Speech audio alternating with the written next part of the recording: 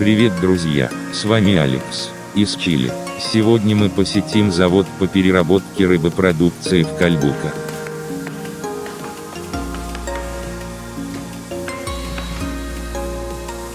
Чилийский лосось, форель – эти фразы совсем недавно вошли в наш лексикон, но продукты из них уже заняли свое место на полках супермаркетов, да и на наших столах.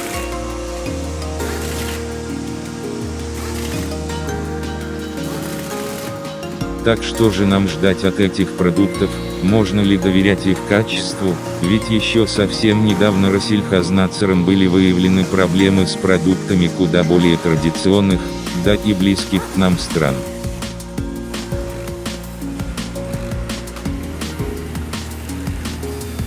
Именно поэтому меня как игрока в этой отрасли заинтересовала эта тема, а когда возникла возможность все увидеть своими глазами, я незамедлительно ей воспользовался и по приглашению чилийской компании отправился в Чили.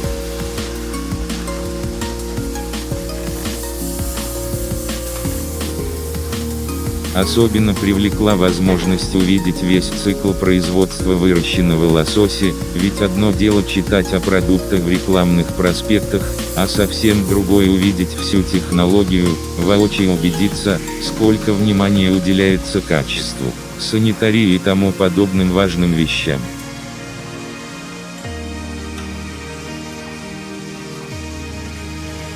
Латинская Америка – важный игрок в мировой рыбной промышленности. Только Перу и Чили вместе взятые обеспечивают около половины всего мирового производства рыбной муки.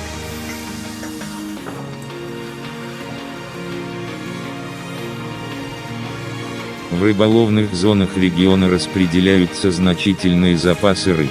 Аквакультура – быстро развивающийся сектор рыбной промышленности Латинской Америки.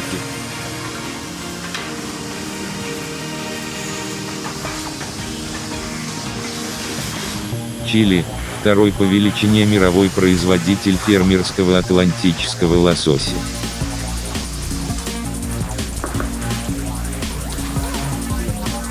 Чили – основной поставщик лососевых в Россию в той ситуации, когда рыба из Норвегии находится под запретом на ввоз.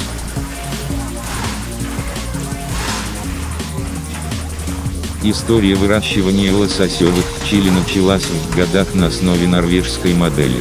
Фермы по выращиванию расположены от архипелага Чилоэ до пункта Аренас в Патагонии на юге страны вдали от населенных пунктов и промышленности.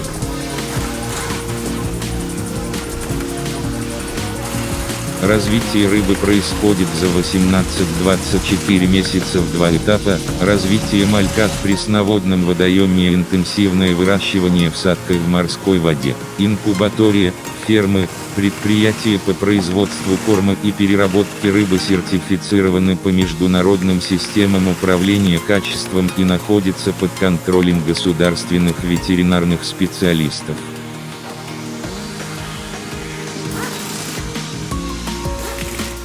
Крупнейшие импортеры чилийских лососевых США, Япония, Бразилия и Россия.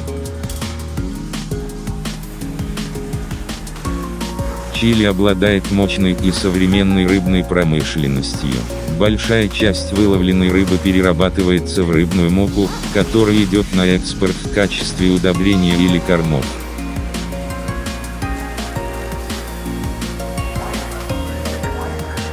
В последнее время Россия укрепилась как важный рынок для экспортеров морепродуктов и показала самые высокие темпы роста потребления лососевых рыб в мире.